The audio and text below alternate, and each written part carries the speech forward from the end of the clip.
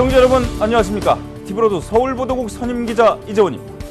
오늘 뉴스 속풀이에서는 박원순 서울시장의 역점 사업인 서울역 고가 공원화 사업이 주민들의 반대로 부딪히고 있는 가운데 쟁점은 무엇인지와 청각장애로 귀가 거의 들리지 않는 김영철 할아버지가 거동이 불편한 노모를 모시고 있는 사연을 취재기자와 자세히 알아봅니다. 5월 셋째 주 뉴스 속풀이 시원하게 시작합니다.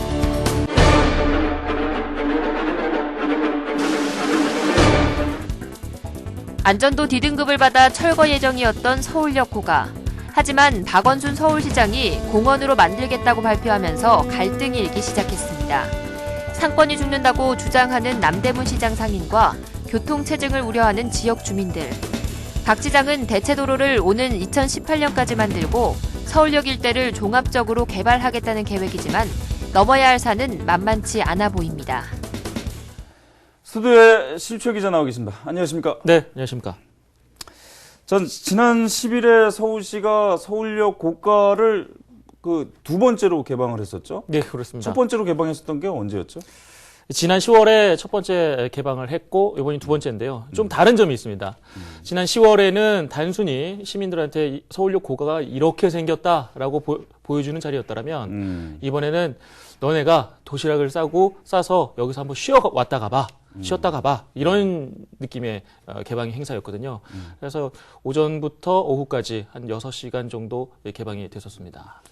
그럼 서울시가 서울역 고가를 요번에 두 번째로 개방을 했다. 이거 개방을 했다는 것 자체가 공원화 하겠다. 이거를 굉장히 강력한 의지를 드러낸 거 아니겠습니까? 이게 공원화 사업이라는 게 정확하게 어떤 겁니까? 네, 구체적인 개요를 좀 설명을 좀 해주시죠. 네, 말씀하신 대로 명확한 의지 표명이라고밖에 판단이 안 되고요. 일단 이 공원화 사업이라는 것은 말 그대로입니다. 이 서울역 고가를 공원으로 만들겠다. 이 서울역 고가도로가 현재 D등급 판정을 받은 상태거든요. 지난 2006년이죠. D등급을 판정을 받아서 그때부터 이제 철거 논의가 시작이 됐었던 상황입니다. 철거 논의를 계속 하던 상황에 2008년에는 이게 좀 더 상태가 좀 더 안 좋아서 13톤 이상의 화물이나 버스 차량은 또 통제를 했고요. 그때 이제 불거졌던 얘기가 코레일이 준비해오고 있던 북서울 역세권 개발 사업입니다. 일단은 철거 얘기가 계속 진행이 됐었는데 일단은 북서울 역세권 개발 사업이 굉장히 답보 상태에 있었던 터였습니다. 이런 터에 박원순 시장이 2010년도부터 들어오지 않습니까?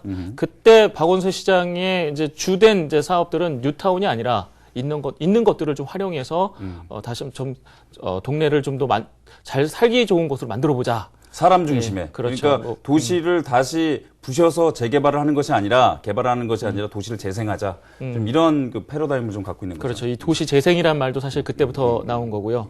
그래서 박원순 시장의 그 패러다임에 맞춰서 이제 고민들을 한 것이고 2기 들어서 그러니까 작년이죠. 작년 지방선거 때 공약에 이 서울역 고가도로를 공원으로 조성하는 이 프로젝트가 들어가 있었습니다. 서울 곳곳에 어떤 것들을 이제 재개발을 하지 않고 있는 그대로 두면서 사람 중심에 그러니까 걸어서 다닐 수 있는 이런 녹지 비슷한 공간들을 좀 만들어 볼까 그때 논의가 됐던 것 같고 세운상가 역시 마찬가지입니다. 그때 그런 계획들이 나와서 현재는 세운상가도 재개발 지역이었지만 존치하는 걸로 결정이 됐고 또 세운상가 옆으로 그 양 데크 인공 데크를 또 공원처럼 만들어 보자는 그런 계획도 추진되고 있지 않습니까? 이게 지금 서울역 고가 공원화 사업이라는 것이 사실은 반대가 꽤 좀 심한 편입니다. 네, 그렇죠. 그래서 이례적으로 박원순 시장이 똑같은 걸 가지고 3번 발표하고 막 이랬었어요. 그 중에 한 가지가 이게 7017 프로젝트였었죠. 네. 이게 이제 공원화를 하면서 일대를 전체를 같이 개발하겠다. 그런 내용이죠. 네, 정확하게 그렇습니다. 어떤 내용입니까? 그러니까 가장 핵심은 서울역 고가도로를 공원화하겠다. 이게 가장 핵심에 있는 거고 이 프로젝트 중심은 그거고 주변에는 하도 반대가 많으니 그 동네별로 너희들이 원하는 것들을 좀 한두 가지씩 더 해주겠다. 이게 이제 전체 7017의 프로젝트입니다. 이 7017 프로젝트, 이 7017이라는 이름만 또 해석해 보면 좀 특이해요. 예, 70년대에 지어졌던 차 중심으로 지어졌던 서울역 고가도로를 2017년까지 사람 중심의 도로로 만들어보자. 이게 이제 이 계획의 중심인 겁니다. 그 과정에 이제 워낙에 이제 주변 중림동이나 회원동 또 마포의 공덕동 이런 곳에서 아주 반발이 많으니까 그럼 너희들이 지금 그 주변으로 하고 있는 것들을 서울시가 좀 도와줄 수 있는 만큼은 도와주겠습니다. 이렇게 해서 그것들을 종합한 게 이제 프로젝트 7017 프로젝트가 되는 거죠. 지금 계속 그 신 기자가 말씀하셨지만 반대가 굉장히 심했었다고 말씀을 하셨어요. 네네. 반대가 실제로 심하고요. 두 가지 좀 악재가 있다고, 걸림돌이 있다고 좀 봐야 될 것 같은데 네. 지금 일단은 주민들이랑 상인들의 반대가 굉장히 심한 편이죠. 그렇습니다. 이 뭐 중림동, 회원동 뭐 주민들이 나와서 집회도 많이 하고 또 남대문 시장 상인들도 많이 나와서 하는데 그 대표적인 거는 그겁니다. 현재 차들이 다니고 있는 도로가 끊어진다는 거죠. 그래서 남대문 시장 상인 같은 경우는 일단은 마포 지역이나 뭐 영등포, 그러니까 강남 쪽에 있는 동네에서 남대문 시장으로 오기에 가장 적합한 도로가 바로 이 서울역 고가도로인데 이 가장 들어오는 이 관문을 끊어버리면 생계에 지장이 있을 수 있다. 시장으로 사람들이 몰려오지 않는다. 그렇죠. 굳이 우회도로 계획이 있는데 굳이 우회도로를 통해서 남대문 시장까지 오겠냐? 이게 이 시장 상인들의 걱정인 겁니다. 또 주민들의 걱정거리도 있는데요. 사실 이제 중림동, 회원동 주민들도 이제 도로가 끊기는 거에 대해서는 그런 걱정들이 있고 공덕동에는 거기는 왜 그런 거예요? 봉제 공장이 좀 많습니다. 이 소규모 봉제 공장들인데요. 봉제 공장이 이제 소규모로 운영되다 보니까 대량 생산하는 곳은 아니고 시제품, 말하자면 샘플을 만드는 곳들이 많은 건데 수시로 왔다 갔다 해야 되겠군요. 그렇죠. 남대문 시장과 남대문 시장이 납품하는 업체들이 대부분이라고 합니다. 그 마포구 의원의 말을 따르면 한 1,500개 정도가 그곳에서 이제 간의 수공업 봉제 공장을 운영하고 있다고 하는데요. 서울시가 가장 최근에 이제 발표한 자료를 보면 180여 곳의 이제 봉제 공장이 있고 간해수공업을 하는 소규모 봉제 공장, 그리고 거기에 한 540여 명이 근무하고 있다. 그래서 이제 그쪽에서는 아무래도 그렇게 우회도로가 만들어지게 되면 아무래도 왔다 갔다 하는 시간적 비용, 뭐 거의 기름값 이런 것들 때문에 우리는 힘들다. 뭐 네. 그래서 그 시장 측에서 우리를 원하지 않을 것이다. 봉제 공장 측을 뭐 이런 얘기를 지금 하고 있는 거고요. 그렇죠. 뭐 기름값보다는 시간 비용에 대한 얘기가 많습니다. 또 두 번째 걸림돌이 예산입니다. 예산. 네. 이게 사실 그 공헌한다는 게 돈이 한두 푼 들어가는 게 아니지 않습니까? 그렇죠. 네. 서울역구가 공원화 하는데 한 380억 원 정도 서울시는 이제 예산을 그렇게 예측을 하고 있습니다. 그래서 올해는 한 100억 원 정도를 편성을 했는데 서울시 입장에서는 건설 비용에 대해서는 예산 확보하는 데는 크게 어려움이 없을 것으로 보고 있습니다. 뭐 워낙에 핵심 사업이니까 예산을 딴 데 예산을 뭐 잘라서라도 이쪽에 투입하지 않겠습니까? 다만 걱정이 되는 거는 운영비입니다. 관리비. 앞으로 이 지어진 이후의 관리를 어떻게 그렇죠. 하느냐, 이게 가장 큰 숙제인데요. 이게 저희가 원래 이제 벤치마킹 하던 대상이 뉴욕에 있는 하이라인 파크 아니겠습니까? 네, 그렇습니다. 좀 비교를 좀 해서 설명을 좀 해주시죠. 뉴욕의 맨해튼에 이제 하이라인이 이제 들어선 게 얼마 안 됩니다. 2009년인데. 거기 같은 경우는 시민들이 자발적으로 여기를 공원으로 만들어 주십시오 하고 준비를 한 게 한 10년 정도 준비를 했던 거고, 시민들이 준비를 하는 과정에, 한 1억 5천만 달러가 들었는데, 거기에 이제 뉴욕시가 한 5천만 달러를 투입하고, 나머지는 시민들이 기금을 또 모으고, 또 그런 식으로 해서 예산을 모았던 부분이 있거든요. 그래서 하이라인의 친구들이라는 비영리 단체를 이제 결성을 해서, 그 단체에서 관리도 하고 지금 운영도 하고 있는 겁니다. 그러니까 이제 건설 비용은 500억 정도가 들었는데 나머지 1,000억 원 정도는 운영비로 들어갔는데 그렇죠. 그러면 과연 우리도 공헌화를 하게 되면 이거 어떻게 할 것인가 운영비를 설치비는 그렇다 치고 앞으로 운영비 어떻게 할 것인가 여기에 대한 고민이 분명히 있어야 되는데 거기는 지금 빠져 있는 상황인 것 같아요. 그렇죠. 아직까지는 그거에 대한 이제 가시적인 게 없고 일단 박원순 시장은 그랬습니다. 주변에 이제 땅값이 오를 테니 공원을 만들면 주변에 뭐 건물주나 이런 건물주나 뭐 주변 업체들을 대상으로 펀딩 조성하는 것도 검토해 보겠다. 이런 정도는 얘기를 해 놓은 상태입니다. 2차 개방할 때 박원순 시장이 큰 선언을 하나 한 게 있습니다. 바로 그게 대체도로를 2018년까지 만들겠다. 이게 실현 가능한 얘기예요? 일단은 뭐 여기서 좀 명확하게 할 건 2018년으로 쐐기를 박지는 않았습니다. 이제 대체도로를 만들겠다. 만드는데 적극적으로 나서겠다. 엄밀히 말하면 적극적으로 나서겠다는 건데 그 얘기를 하려면 북서울 역세권 개발 계획으로 다시 또 돌아가야 됩니다. 지금까지 답보 상태에 있던 2008년부터 답보 상태에 있었던 거거든요. 근데 지금 와서 다시 서울시가 나선다고 이게 되겠느냐, 이거에 대한 부정적인 시각도 많고요. 일단은 북서울 역세권 개발 계획 내에 대체도로 계획이 있으니 북서울 역세권 개발 계획 그 사업자 공모를 하는데 사업자를 좀 적극적으로 끌어모아야 된다는 지금 뜻이 모아져 있고 5월 1일부터 TF팀이 구성이 돼서 지금 운영이 되고 있는 겁니다. 사실 이 서울역 그 고가 공원화 사업이라는 게 사실은 서울시의 큰 어떤 틀이 있는 겁니다. 그러니까 도로 다이어트 사업이죠. 그러니까 기존의 도로를 좀 줄이고 그다음에 인도를 좀 확충을 해서 사람 중심의 좀 더 원활한 그러한 그 좀 교통 체계를 좀 만들어 보자. 그런 상황에서 지금 사실은 이게 발상이 돼서 만들어진 건데 대체 도로를 또 이제 주민들이 반대하니까 대체 도로 만들겠다. 그러면 그거는 또 역행하는 거 아니겠습니까? 처음 구상과도 맞지 않는 얘기예요. 그러니까 이런 것들을 좀 신중하게 생각을 해서 일단은 지금 문제점이 있는 건 분명히 있는 거니까요. 그때그때마다 그냥 사탄발림식으로 한마디 한마디 꺼낼 것이 아니라 좀 신중한 생각을 갖고 이 문제를 좀 짚고 서울시는 넘어가야 될 것 같습니다. 수고하셨습니다. 네, 고맙습니다.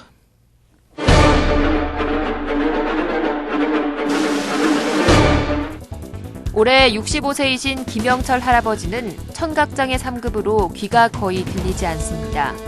그런데 자신도 추스르기 힘든 김 할아버지는 40년째 노모를 부양하고 있습니다.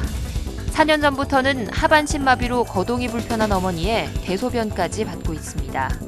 변변한 일자리도 없어 기초생활금이 생활비의 전부입니다. 하지만 김 할아버지의 소원은 변함없이 노모의 건강입니다. 네, 이어서 스튜디오에 이종윤 기자 나와 계십니다. 안녕하십니까? 네, 안녕하세요. 지난 5월 8일에 쓴 기사였죠. 어버이날 쓴 기사였는데 네. 상당히 훈훈한 내용이었습니다. 네. 어떤 내용이었나요? 네, 그 종로구에 사는 65살 김영철 씨를 만났는데요. 이분은 그 청각장애 3급으로 이렇게 장애가 있는데도 불구하고 어머님을 홀로 모시고 있습니다. 그래서 이런 이제 효심이 알려지면서 이번에 종로구에서 효행상을 수상을 하게 됐는데요. 보통 효행상을 수상하신 분들 보면은 이렇게 뭐 몸이 불편하시거나 치매가 있으셔서 뭐 오랜 기간 이렇게 부모님을 모시는 경우가 많긴 한데 그렇죠. 이번 같은 경우에는 이렇게 본인이 장애가 있음에도 불구하고 이렇게 지극정성 어머님을 보살펴서 주위 사람들로부터 이렇게 칭찬이 자자했습니다. 본인도 몸이 좀 안 좋다. 네. 그러니까 뭐 청각장애가 있다는 얘기를 들었는데요. 네. 이건 뭐 어느 정도로 안 들리는 거예요? 네, 김 씨 같은 경우에 청각장애 3급이거든요. 지금 의사소통은 거의 불가능한 상황이고요. 이렇게 사람이 말하는 거를 입모양을 보고 어떤 이야기를 하는지 이렇게 알아들을 수 있는 정도입니다. 그래서 이제 뭐 간단한 답변은 할 수 있지만 이렇게 말하는 것도 사실 힘들거든요. 이렇게 어눌하기 때문에 이렇게 제대로 된 의사소통은 힘든 상황이고요. 그렇기 때문에 이제 어머님하고도 대화가 쉽지는 않은 상황이에요. 그 부양을 하려면 어머니랑 의사소통이 이루어져야지 그러면 그쵸. 가능하지 않겠습니까? 네, 그래서 어머님 같은 경우에 이제 어떻게 대화를 하는지 봤더니 뭐 간단한 의사소통은 그나마 이제 좀 가능한데 뭐 이제 필요한 사항이 있을 때 아들을 불러야 될 거 아니에요. 그렇죠. 예, 그럴 경우에는 이름을 부르지 않고 이렇게 방이 옆에 붙어 있더라고요. 어머님 방과 아버님 벽이 방이. 이렇게 있다, 예. 벽이. 그렇다 보니까 이제 이럴 때 벽을 이렇게 친다고 합니다. 아, 그러면 여기다가 이렇게 뭐 몸을 대고 등을 대고 네. 이렇게 있으면 이렇게 치면 진동에 네, 의해서 그렇죠. 진동에 의해서 음. 아들이 이제 그 진동을 느끼고 어머님 방에 가서 필요한 사항들을 이제 뭐 물어보고 이렇게 수발을 든다고 합니다. 그런 노하우들이 계속 이제 갖고 있을 수밖에 없을 것 같아요. 그렇죠. 아무래도 이제 본인도 몸이 불편하다 네. 보니까 그 웬만한 정성 가지고는 쉽지가 않을 네, 것 같은데 그렇죠. 일과가 어떻습니까, 일과가? 네, 아드님이 이제 어머님의 이제 뭐 매끼 식사를 지금 챙겨드리고 있거든요. 근데 어머님이 워낙 나이도 많으시고 거동을 할 수 없어서 이렇게 소화도 잘 못 시킨다고 하시더라고요. 그래서 몇 끼마다 죽을 끓이고 있었는데요. 이렇게 이제 조금이라도 어머님께 맛있는 음식을 드리기 위해서 이렇게 못하는 음식이지만 계란을 풀어서 죽을 끓이기도 하고 이제 고기를 드시게 하기 위해서 고기를 사와서 이제 잘게 썰어서 소화가 잘 될 수 있도록 예 그렇게 죽을 끓이기도 한다고 합니다. 그러면 이제 음식을 남자분이니까 잘 못하실 거 아니에요. 그렇죠. 그러니까 이제 뭐 특별한 죽을 좀 대접을 하기 위해서 직접 어려운 형편이지만 이제 죽집에 가가지고 죽을 사서 이렇게 대접을 하기도 한다고 합니다. 어머님이 4년 전부터는 아예 하반신을 쓸 수가 없으시다면서요? 네. 그러면 뭐 아무것도 못 하실 텐데. 네. 그래서 씻는 것도 불가능하기 때문에 이 아들이 이제 손수건에 물을 묻혀서 아침 저녁으로 이제 뭐 세수도 시켜드리고 손발도 닦아드리고. 근데 목욕은 사실상 이제 혼자 하기는 힘들잖아요. 쉽지 않죠. 예, 쉽지 않은 일이기 때문에 이웃 주민들의 도움을 받거나 요즘에는 왜 이동 목욕 차량들이 있잖아요. 그런 차량들을 이용을 해서 목욕을 시키기도 하고요. 어머님이 지금 대소변도 가릴 수 없는 상황이라서 아드님이 그런 것까지 다 지금 예, 돌봐주고 있다고 합니다. 주민들의 도움도 좀 절실할 것 같아요. 네. 또 주민들은 많이 도와주시나요? 네. 거기에 이제 오랫동안 살았다고 해요. 이제 김 씨와 어머님이. 그래서 이웃 주민분들이 그런 상황을 잘 알기 때문에 자주 수시로 이제 방문을 해서 좀 몸이 불편한 데는 없는지 뭐 어떤 상황들을 체크를 한다고 하더라고요. 이번에 효행상을 수상을 하게 된 것도 이웃 주민들이 이제 추천을 해서 이번에 효행상을 받게 됐다고 합니다. 제가 얘기를 들어보니까 이 어머님께서요, 평상시에 그러니까 몸이 온전하실 때 남을 위해서 선행을 굉장히 많이 베푸셨다고 합니다. 네. 그러니까 그 선행이 다시 그렇게 그 이웃들을 네. 통해서 다시 이렇게 돌아온 게 아닌가 네. 싶기도 하고요. 이 아드님 분요, 네. 김영철 할아버지, 그러면 계속해서 어머님 곁을 지켜야 되지 않습니까? 네. 그러면은 수익이 별도로 없을 것 같은데요. 네. 그럼 생활은 어떻게 하시는 겁니까? 지금 청각장애라서 이제 별다른 직장은 못 구한 상황이에요. 그 어머님을 또 옆에서 계속 보살펴야 하기 때문에 직장을 다닐 수 없는 형편이기도 하고요. 실제 그래서 기초생활수급자로 지금 매달 40만 원 안팎의 이제 생계비를 정부로부터 지원을 받고 있고요. 어머님 같은 경우에는 월 20만 원의 기초연금을 받고 있다고 합니다. 그러니까 두 분이 생활하시는데 지금 한 달에 이제 수입이 이제 60만 원 정도로 그 정도밖에 안 되는 네, 거죠. 그 정도밖에 안 되기 때문에 굉장히 생활하시기가 빠듯하시죠. 그래서 어머님이 몸이 편찮으신데도 아들한테 폐가 될까봐 병원을 잘 안 가신다고 하시더라고요. 제가 오늘 아침 나온 기사를 보니까요. 네. 거기 기사에 우리나라 평균 직장인들이 생활비를 쓰는 게 97만 5천 원이라고 합니다. 네. 그러니까 턱없이 부족한 거죠. 그쵸. 두 분이서 이렇게 네. 지내신다는 게. 보시면서 우리 이정 기자 어떤 거 좀 느끼셨어요? 그러니까 저도 되게 많은 걸 느꼈어요. 그러니까는 저희는 몸이 성한데도 불구하고 어머님한테 뭐 사랑한다는 말도 전하기도 힘들잖아요. 솔직히 이제 평소에 생활하면서 어머님에 대한 감사한 마음을 잊기 마련인데 그렇게 몸이 불편하신데도 불구하고 그렇게 지극정성 어머님을 보살피는 김 씨를 보면서 좀 많이 느꼈습니다.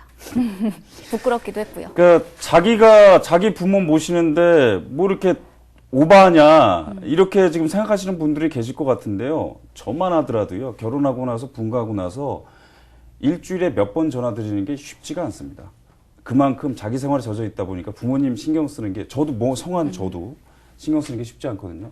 우리 김영철 할아버지 보면서 제 마음도 무거워지는 한편 또 이런 분들이 좀 더 많아지고 또 우리가 바라보면서 앞으로 우리 부모님한테 좀 잘해야 되겠다 이런 생각 또 마음 한구석에 좀 밝아지는 부분도 있는 것 같습니다. 네, 맞습니다. 수고하셨습니다. 네, 감사합니다.